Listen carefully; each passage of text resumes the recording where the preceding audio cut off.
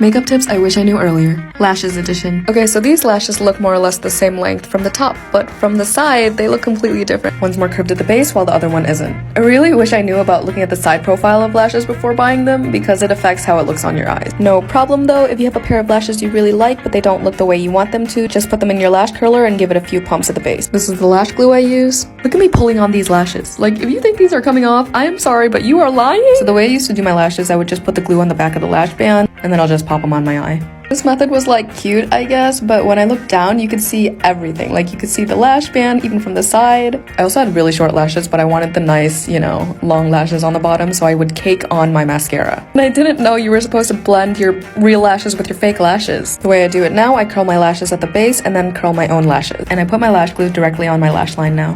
Putting the glue on not one, but both sides of the lash. Waiting for the glue to get tacky because I don't want it slip sliding everywhere. I'm putting them on normally and then pushing them up so that the glue can adhere to my skin on top. Now I'm just pinching the band to my lash line a little bit more. And this is why. What lash band, bitch? Where? Look at me blending the base of my lashes and everything.